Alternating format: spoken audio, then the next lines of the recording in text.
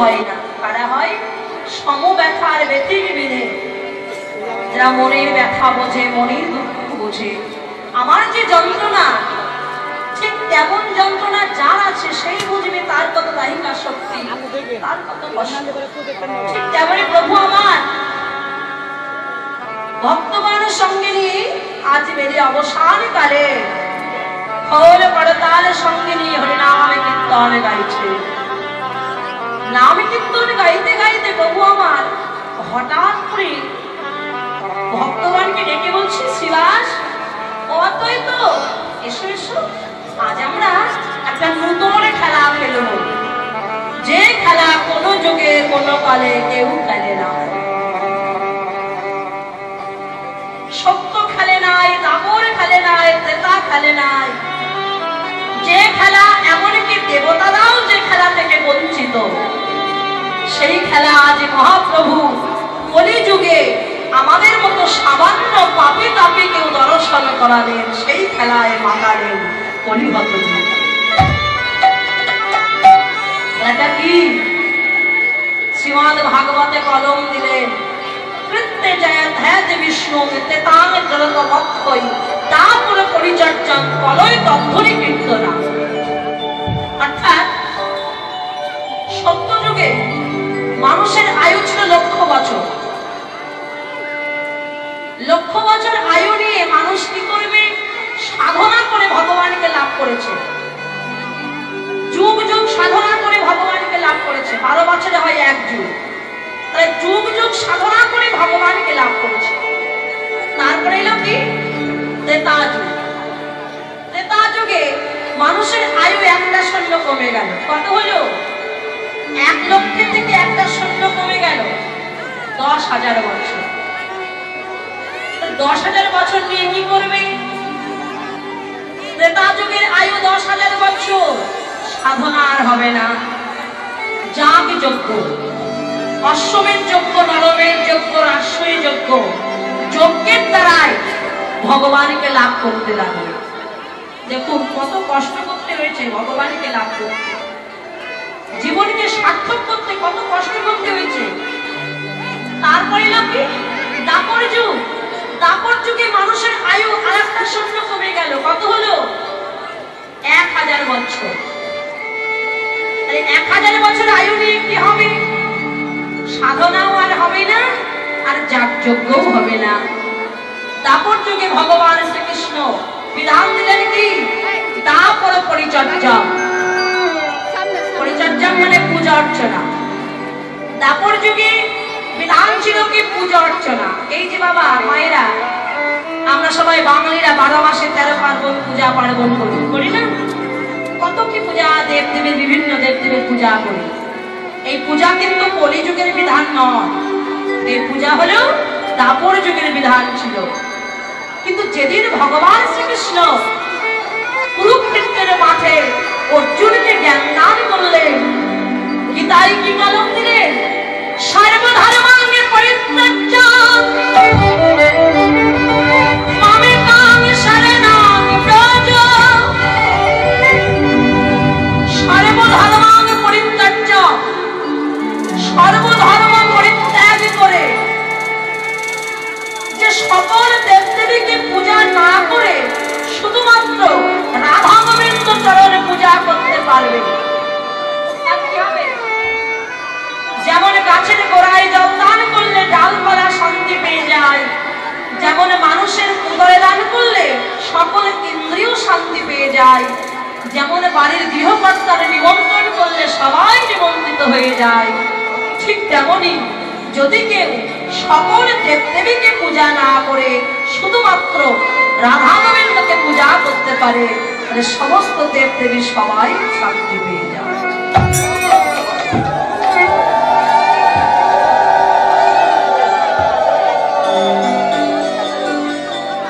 তাহলে কলিযুগে কি হবে? কলিযুগ যখন এলো বাবা, কলিযুগে মানুষের কত আয়ু কেউ বলতে পারবেন?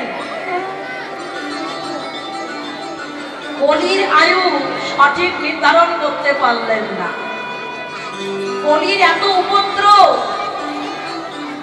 কলির আয়ু সিদ্ধান্ত করতে পারলেন না। কেউ 60, কেউ 80, কেউ 100, কেউ 40, কেউ জন্মাবার সঙ্গে সঙ্গেও মারা যায়।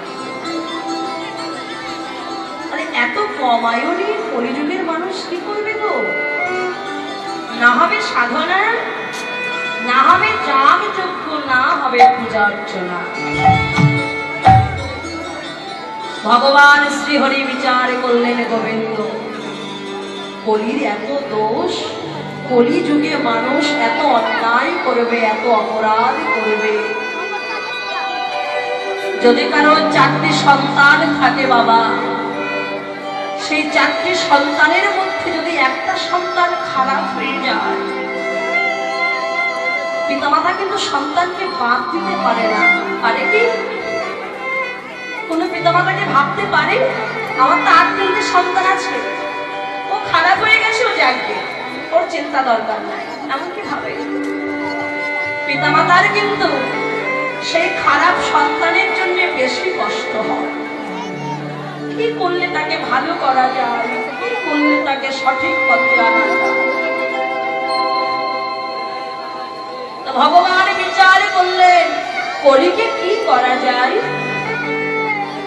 কলিযুগে এত মানুষের অল্প আয়ু, এত পাপ করবে, এত তাপ করবে, তাই কলিযুগে সাধনা করবার কোনো প্রয়োজন নাই, কলির যাগযজ্ঞ তপস্যার প্রয়োজন নাই। আমার কলির আমি এমন সম্পদে দান করব যে সম্পদে কোন যুগে আমি কাউকে দিই না।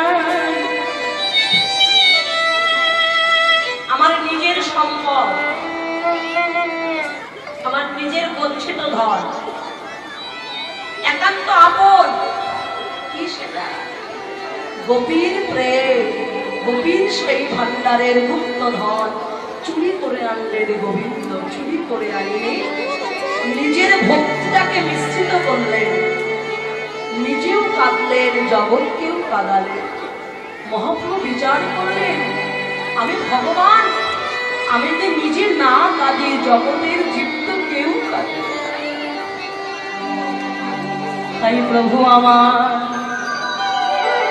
কলিযুগের মানুষকে কি দান করলেন? হরের নামইব, হরির নামইব, হরের নামইব কেবলা, কলৌ নাস্তিব্য নাস্তিব্য গতিরন্যথা। আমার কলিযুগে যদি কেউ একেবারে দুহাত তুলে হরি বলার মতো বলিতে পারে, যদি একেবারে হরি বলার মতো বলিতে পারে,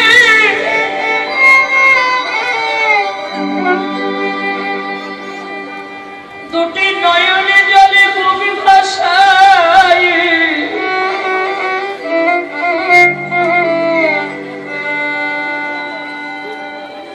যদি একবার হরি বলার মতো কোন জীব বলতে পারে,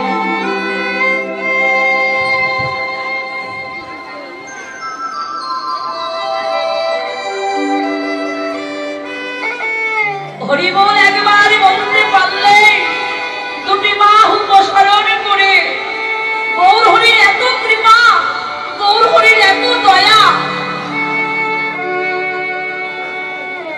সে যত বড়ই মহাপাপী হোক না কেন, পাপীর সমস্ত পাপ মহাপ্রভু আমার ধৌত করে তার রাঙা চরণ তলে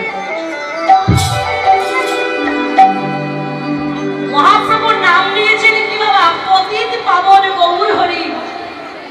পতিতকে উদ্ধার করবার জন্যই তিনি অবতীর্ণ হয়েছে। আবার নাম নিয়েছেন কি? সচির নন্দন গৌর হরি। আমরা সবাই পিতৃ পরিচয়ে পরিচিত হই, কিন্তু মহাপ্রভু পিতৃ পরিচয়ে নয়, মাতৃ পরিচয়ে পরিচিত হলেন। কি নাম নিলে? সচির নন্দন গৌর হরি। কেন? তার কারণ কি জানেন মা? দেখবেন, যদি একটা সন্তান সর্বঙ্গে মূত্র বিষ্ঠা মেখে ধুলায় গড়াগড়ি যায়, সন্তান সর্বাঙ্গে মন্ত্র নিষ্ঠা মেখে ধুলায় গড়াগড়ি যাচ্ছে। পাড়া প্রতিবেশী সবাই পাশ দিয়ে চলে যাবে আর ছিছা করবে।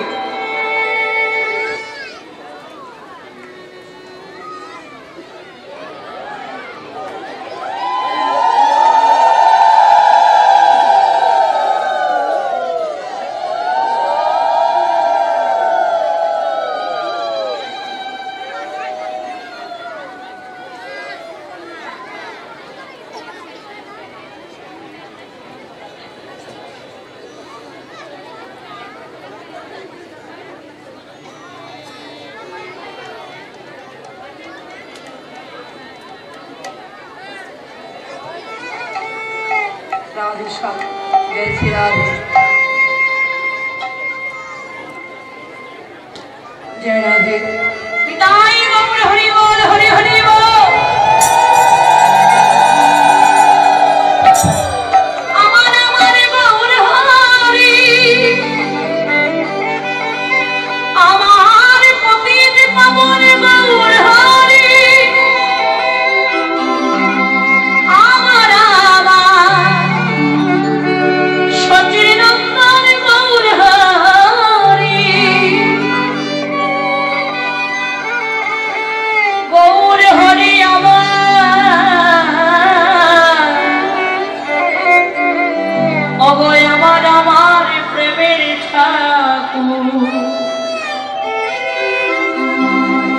नाम निये सचिर नंदन गौर हरि। सन्तान पुत्र निष्ठा मेके पड़े थाकले एमनकि निजेर पिताओ चित्कार करे माके डाके और बोले हाँ गो तोमार काजटाई कि बड़ हलो, छेलेके धरो परिष्कार करो। पिता माके डेके देय, माँ किन्तु विचार करे ना। माँ छुटे गিয়ে সন্তানকে সুন্দর করে পরিষ্কার করে ধৌত করে পরিষ্কার করে তাকে মুখে তুলে নিয়ে আর স্তন দুগ্ধ দান করে সন্তানকে শান্ত করে। মহাপ্রভু সচিদানন্দ নাম নিয়েছে কেন? প্রভু আমার বিচার করলেন আমাদের মতো পরিহত জীব সারা জীবনে কত অন্যায় করেছি, কত পাপ করেছি, সর্বাঙ্গে মূত্র নিষ্ঠা মেখে আমরাও পড়ে আছি। জনমে জনম অপরাধ করেছি, জনমে জনমের অপরাধী। সকল আমাদেরকে বিমুখ করে চলে গেলেও মহাপ্রভু কিন্তু বিমুখ করবেন না। যেমন মা ছুটে সে পরিষ্কার করে দেয়, ঠিক তেমনি মহাপ্রভু যে যত বড়ই মহাপাপী হোক না কেন, যদি একেবারে গৌর হরির চরণ তলে গিয়ে দাঁড়াতে পারে,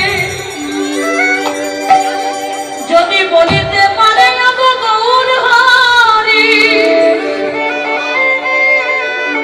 আমি কত জনমের অপরাধী, সারা জীবনে কত পাপ করিয়াছি,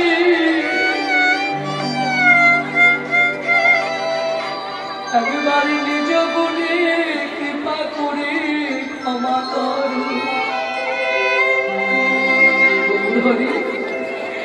জগতে তুমি ছাড়া আমার যে আর কেহ না, আজি তোমার চরণে নিলাম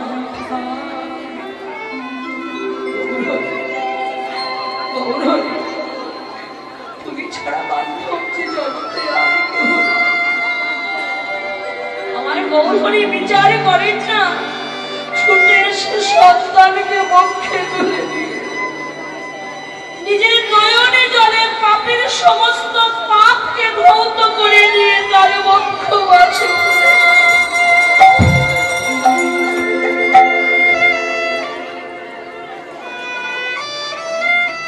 মহাপ্রভু খেলা খেলছে, সংসারের মাঝে আমরাও খেলা খেলি বাবা।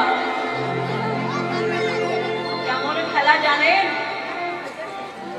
সংসার তো নয়, সংসারটা হলো ফুটবল খেলার মাঠ। ফুটবল খেলা দেখেছেন? যেখানে ফুটবল খেলা হয় দুটি করে দল থাকে, রেফারিতে বাঁশিতে ফুঁক দিলে বল মাঠে চেলে দেওয়া হয়। বল যার কাছে যায়, যে খেলোয়াড় পায়ের কাছে বল পায়, সেই একবার করে বলটিকে লাথি দিয়ে দেয়। বল ভাবে আমি ওর কাছে গেছি, লাথি খেয়েছি, আমি ওর কাছে যাই তাহলে মনে হয় আমাকে লাথি খেতে হবে না। কিন্তু বল যার কাছে যায় সেই একবার করে লাথি।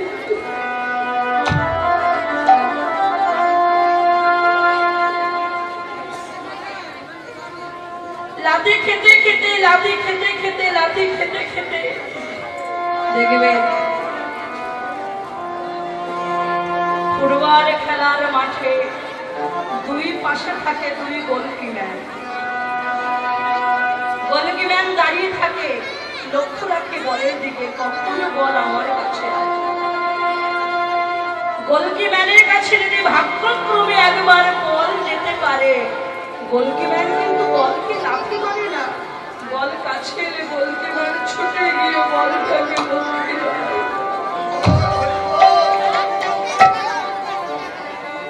ঠিক তেমনই সংসারটা হলো ফুটবল খেলার মাঠে, তাই না? আমরাও খেলা খেলছি। সংসারে যাকে বেশি আপন বলে মনে করতে যাবে, যাকে বেশি আপন করে কাছে যেতে যাবে, দেখবে সেখান থেকে একবার লাথি আপনি পাবেন। সংসারে এখন সুখে আছি, সংসারে সুখ কতদিন? যতদিন সংসারকে দিতে পারবেন ততদিন সংসারে সুখ। এমন একদিন আসবে সংসারকে যখন আর দিতে পারবো না,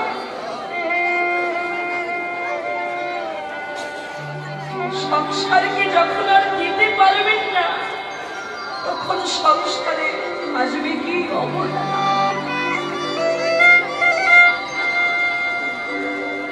সংসারের মাঝে লাথি খেতে খেতে লাথি খেতে খেতে যেমন ফুটবল খেলার মাঠে থাকে দুপাশে দুই গোলকিম্যান, ঠিক তেমনি সংসারের দুপাশে দুইজন গোলকিম্যান দাঁড়িয়ে আছে। কে আছে? আমার নিতাইয়ার গো, মহাপ্রভু দুটি বাহু তুলে আমাদেরকে ডেকে বলে, ও বলে ভজি তোদের আর মায়ের লাথি খেতে হবে না রে। লাথি খেতে খেতে যদি একবার আমার কাছে আসতে পারি, যদি কেউ একবার গৌর চরণ তলে পৌঁছাতে পারি, তবে আর লাথি খেতে হবে না রে। নিতাই চরণ তলে পৌঁছাতে পারলে কি হবে? আমাদের সকল জ্বালা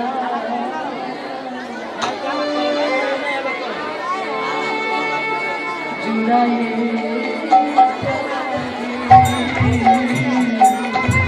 আমাদের সকল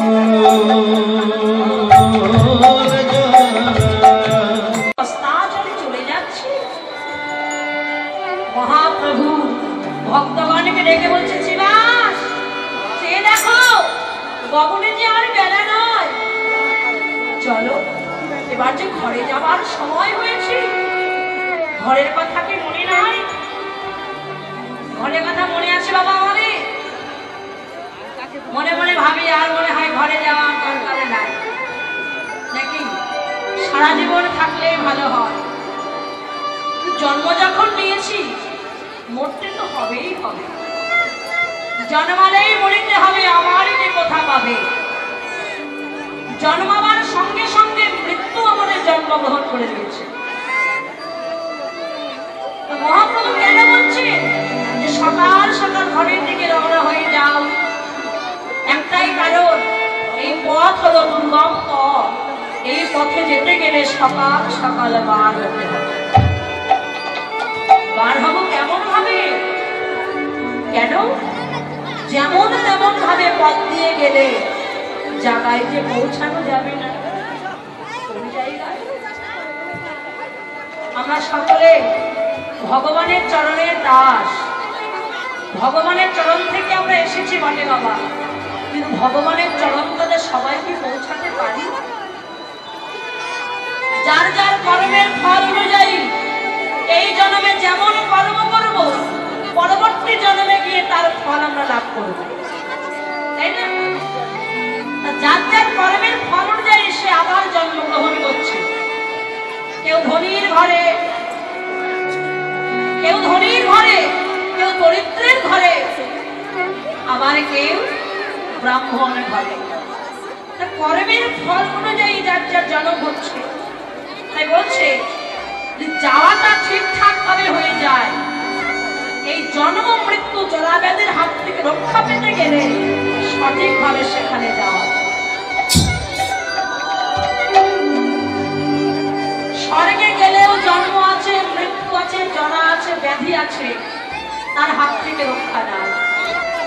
স্বর্গের ঊর্ধ্বে একটা ধাম আছে যার নাম হলো গোলক ধাম, যেখানে গেলে জন্ম নাই, মৃত্যু নাই, জরা নাই, ব্যাধি নাই, যেখানে গেলে রাধা গোবিন্দ যুগল সেবা করা যায়।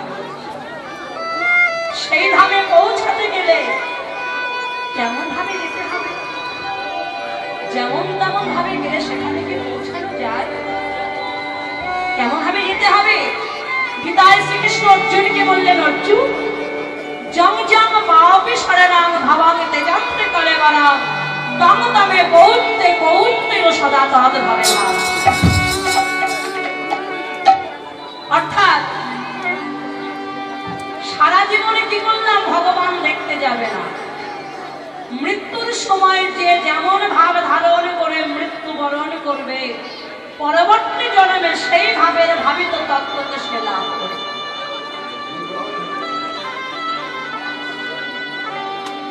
যদি মৃত্যুর সময় কেউ বাসনা করে আমার ছেলে কোথায়, মেয়ে কোথায়, টাকা পয়সা কোথায় রেখে যাব,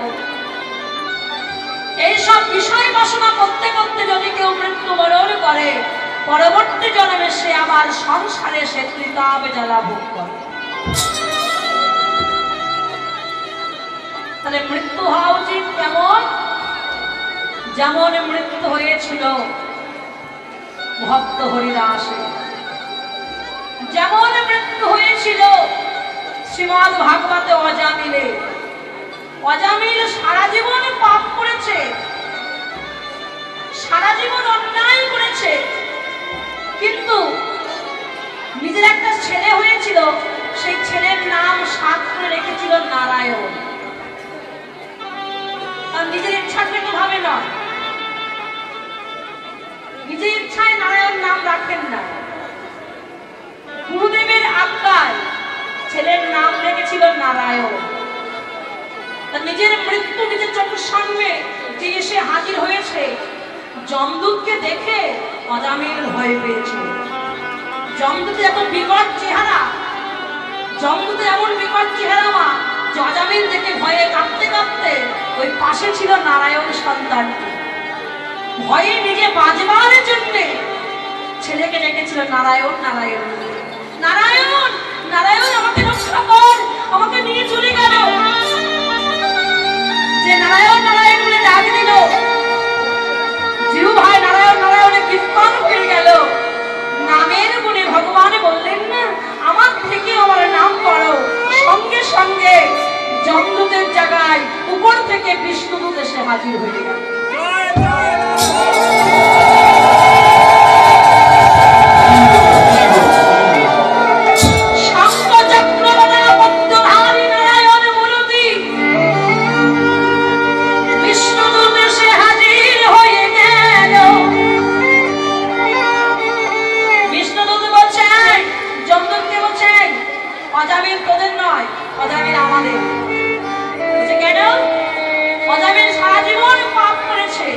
বড় পাপ, কিন্তু মৃত্যুর সময় ও যে নারায়ণ নারায়ণ বলেছে। তো ভগবানকে ডাকে না, ও ছেলেকে ডেকেছে। যাকেই ডাকুক, নামের এমন মাহাত্ম্য, নামের এমন মহিমা, হেলাই বলুক প্রভু, হেলাই বলুক, একবার বলতে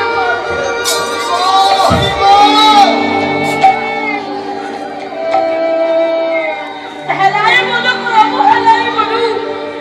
নাম একবার জিহ্বায় বলতে পারলে যে নামের কৃপা হয়ে।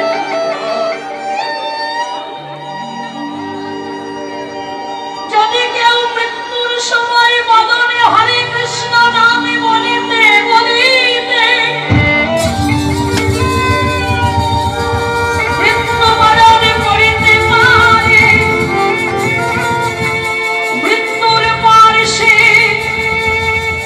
স্বর্গ নয়, মর্ত্য নয়, গোলক ধাম গোবিন্দের চরণ তলে পৌঁছে যেতে পারে। রাধে রাধে।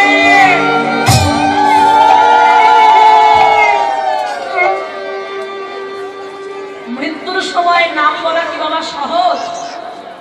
মুখে বলা যায় না সহজ, এ কর্ম করা কি সহজ বাবা? সহজ কিন্তু নয়, সবাই কিন্তু পারে না। পারে কারা? যারা আগে থেকে যোগ অভ্যাস করে রাখে। দেখবেন বৈষ্ণবেরা নামের মালা জপ করে। কেন? নামের মালা জপ করলে কি হয়? মালা জপ করতে করতে জিহ্বা এমন সচল হয়ে যায়, মালা রেখে দিয়েছে, নাম করছে না, কিন্তু নিজের অজান্তে জিহ্বা নাম করেই চলেছে।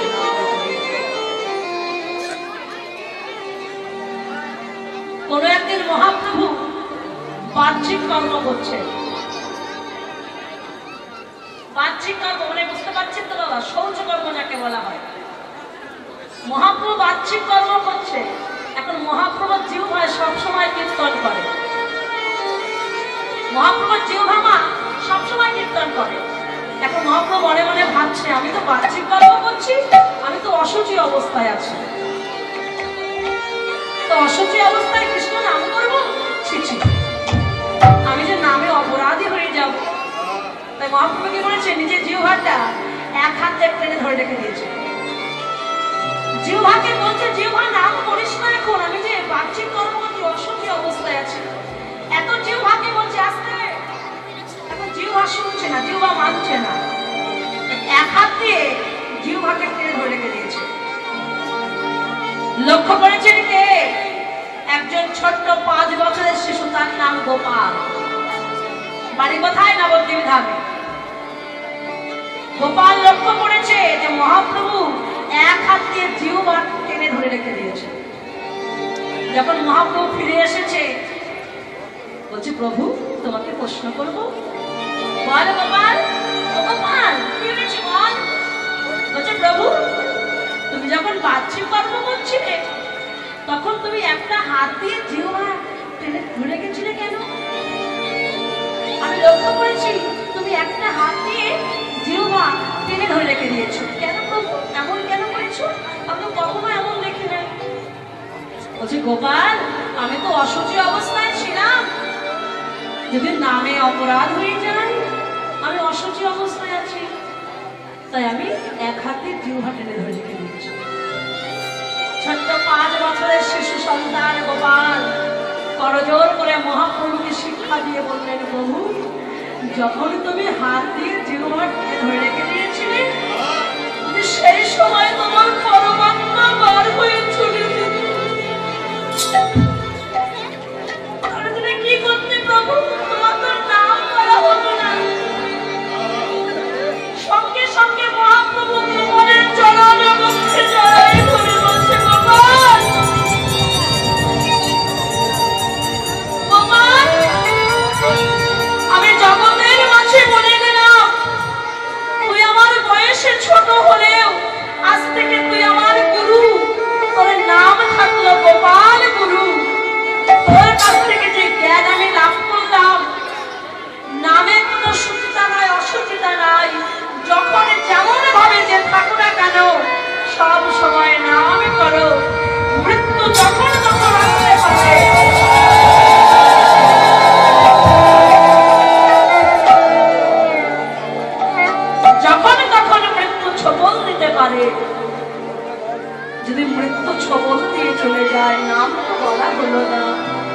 বদনে নাম না বলতে পারলে গোবিন্দ চরণ তোমরা নাম করতে পারো।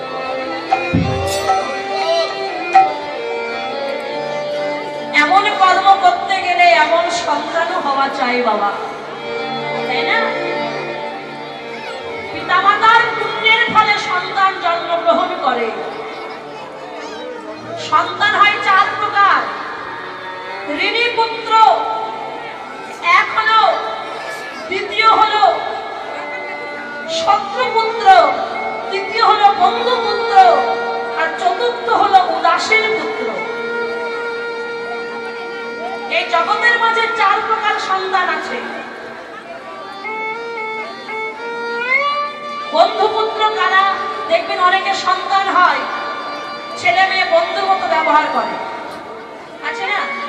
অনেকে বলে আমার ছেলে আমার বন্ধু, আমি যা বলে সব শোনে, আবার তার মনের সব কথা আমাকে বলে, আছে না? আমার এরা আগের জন্মে আপনার বন্ধু ছিল, এই জন্মেও সঙ্গ ছাড়তে পারে না, সন্তান হয়ে আপনার বলে এসেছে।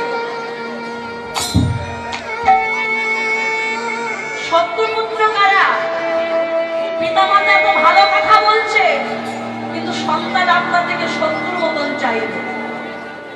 যত ভালো আপনি বোঝাবেন, মনে মনে ভাববে পিতামাতা ভুল বলছে, পাড়ার লোক ঠিক বলছে। আগের জন্মে আপনার শত্রু ছিল, এই জন্মে প্রতিশোধ নেবার জন্য আপনার গর্ভে এসেছে, আপনার সন্তান হয়ে প্রতিশোধ নেবে, তারপর তার শান্তি, তারপর সার উদ্ধার প্রাপ্ত হবে। তার আগে যতই বোঝাবেন কিছুতেই কিছু হবে না। তৃতীয় পুত্র ঋণী পুত্র। অনেকে দেখবেন পিতামাতা বেঁচে আছে, সন্তান মারা গেছে। এগুলো কেন হয়? আগের জন্মে আপনার ঋণ ছিল, যতটুকু ঋণ ছিল ততদিন আপনার কোলে এসে হাসিয়ে মজিয়ে আনন্দ দান করে তার ঋণ শোধ হয়ে গেছে, তার জায়গায় সে চলে গেছে। উদাসীন পুত্র কারা? উদাসীন পুত্র কারা হয় জানেন বাবা? পিতামাতার অগাধ সম্পত্তি আছে, পিতামাতার সম্পত্তির অভাব নাই, কিন্তু সেই সব সম্পত্তি সেই সন্তানের ভালো লাগে, সব কিছু পরিত্যাগ করে কোথায় হয় হরিনাম সংকীর্তন, কোথায় হয় নামামৃত দান, সেই সন্তান সেখানে ছুটে